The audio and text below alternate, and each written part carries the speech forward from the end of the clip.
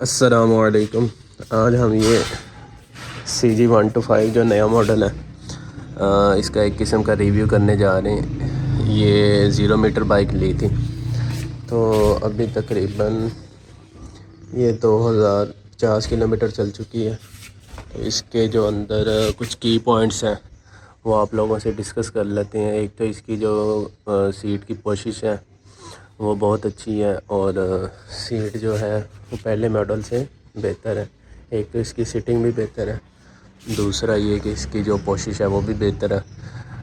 اصل جو major points ہیں وہ یہ ہیں کہ انہوں نے ہونڈا والوں نے کلیم کیا ہے کہ ہم نے جو ہے یہ ہیڈ ہے جو اس کا یہ ہیڈ جو ہے یہ چینج کر دیا ہے۔ یہ ڈیلکس اور جو 5 گیئر میں آتا ہے اس کا اسپیشل ایڈیشن اس کا، اور یہ سمپل جو CG125 ہے، یہ تینوں میں اب ایک ہی لگا دیا ہے۔ تو اب جو ہے اس کے اندر کیم کا مسئلہ نہیں آئے گا۔ تو جب میں اس کی پہلی ٹیوننگ کے لیے ہونڈا سینٹر میں گیا تو وہاں پہ ایک بائک آئی تھی سیم یہی ماڈل کی، 140 کلومیٹر چلی تھی، اور اس کا جو ہے یہ کیم آواز کر گیا تھا۔ یعنی پہلے جو انہوں نے کلیم کیا کہ اب جو ہماری یہ نیا ماڈل ہے اس کے اندر کیم کا ایشو نہیں آئے گا، تو وہ تو غلط ثابت ہو گیا کہ 140 کلومیٹر چلنے کے بعد ہی بائک کے اندر جو ہے وہ کیم کا مسئلہ آ گیا۔ تو یہ الحمدللہ میری بائک میں ابھی تک تو نہیں آیا، لیکن یہ وہاں پہ میں نے یہ ایشو وہاں پہ جو ہے ہونڈا سینٹر میں وہاں پہ دیکھا۔ دوسرا اس کے اندر یہ کہ کمپنی نے کلیم کیا کہ جی اس کے اندر وائبریشن جو ہے وہ ختم ہو گئی ہے، تو یہ بھی جھوٹ ہے ایک قسم کا، کہ جیسے 2023 ماڈل میں وائبریشن تھی سیم اسی طریقے کی اس کے اندر ہے۔ یعنی کہ 50-60 کی سپیڈ تک وائبریشن کم ہوتی ہے، جیسے ہی آپ اس سپیڈ سے ایکسیڈ کرتے ہیں تو اس کی وائبریشن جو ہے وہ بڑھ جاتی ہے۔ تو یعنی اس کے اندر وائبریشن کا ایشو ابھی بھی ہے، اور یہ CG125 میں کبھی بھی ختم نہیں ہو سکتا، کیونکہ اس کا جو انجن کی وائبریشن ہے وہ زیادہ ہے، اور یہ انجن کی ٹیکنالوجی انہوں نے ابھی تک چینج نہیں کی ہے۔ صرف ہیڈ کے چینج کرنے سے یہ وائبریشن جو ہے وہ کنٹرول نہیں ہوگی۔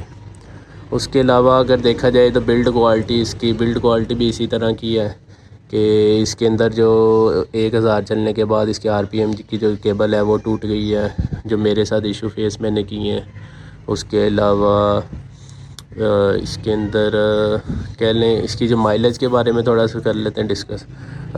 جو اس کی مائلیج ہے مجھے شہر کے اندر میں ذرا آرام سے چلاتا ہوں بائک، 60 کی سپیڈ تک تقریباً چلاتا ہوں میں، ایوریج جو سپیڈ ہے اس کی، تو مجھے یہ تقریباً 48 کے اراؤنڈ دے رہا ہے۔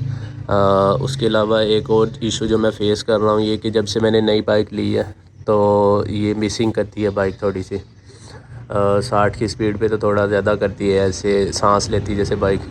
تو میں پہلی وارنٹی پہ جب پہلی جو وہ کلیم کروانے گیا ان کے پاس کلیم سینٹر میں ٹیوننگ، تو ان سے میں نے ڈسکس کیا، انہوں نے کہا جی یہ ٹیوننگ کر دی اب ٹھیک ہو جائے گی 1000 کے اوپر، لیکن اس کے بعد بھی مجھے یہ ایشو فیس کرنا پڑا۔ انہوں نے کہا جی اس کے اندر ہائی آکٹین ڈالیں، تو ابھی یہ ایک اور بحث ہے کہ کچھ لوگ کہتے ہیں کہ 125 کے اندر جو ہے وہ ہائی آکٹین نہیں ڈالنا چاہیے۔ تو یہ جو ہونڈا سینٹر والے ہیں یا وارنٹی کلیم سینٹر والے ہیں یہ خود کہہ رہے ہیں کہ اس کے اندر ہائی آکٹین ڈالیں، یعنی آدھا سپر ڈالیں آدھا ہائی آکٹین ڈالیں، تو اس سے بائک آپ کی بہتر رہے گی، کاربن بھی نہیں آئے گا اور جو مسنگ ہے وہ بھی ختم ہو جائے گی۔ تو میں نے آدھا ہائی آکٹین اور آدھا سپر ڈال کے وہ بھی ٹیسٹ کیا ہے، تو بائک تو صحیح چلتی ہے، لیکن وہ جو میرا مسنگ والا مسئلہ ہے وہ حل نہیں ہوا۔ پھر میں دوبارہ ان سے بات کی تو انہوں نے کہا جی یہ جو اسپارک پلگ ہے آپ اس کو چینج کریں۔ جی تو اسپارک پلگ کے بارے میں بات کر رہے تھے، تو جو کمپنی کا جو نمائندہ ہے وہاں پہ، یعنی کہہ لیں کہ جو سپروائزر تھا، اس سے میں نے بات کی کہ بھائی جان بائک ابھی بھی مسنگ کر رہی ہے، تو اس کا کہنا تھا کہ آپ جو ہے یہ اسپارک پلگ ہے جو اس کا یہ چینج کروا لیں گے۔ NG کے اندر ہی NG کے کا ایک G پاور کے نام سے آتا ہے، وہ تھوڑا ایکسپینسو ہے، تو آپ وہ اسپارک پلگ ڈال لیں۔ تو بات کرنے کا مقصد یہ ہے کہ کمپنی نے کیا اتنی ہلکی کوالٹی کا اسپارک پلگ اس کے اندر لگایا ہوا ہے کہ جو پراپر کرنٹ ہی نہیں پرووائڈ کر رہا اور بائک مسنگ کر رہی ہے۔ تو یعنی یہ جب سے لیا اس وقت سے مسنگ کر رہی ہے، تو اسپارک پلگ کا ایشو ہے اس کے اندر۔ ہائی آکٹین بھی ڈال کے دیکھ لیا، اس سے بھی ریزالو نہیں ہوا۔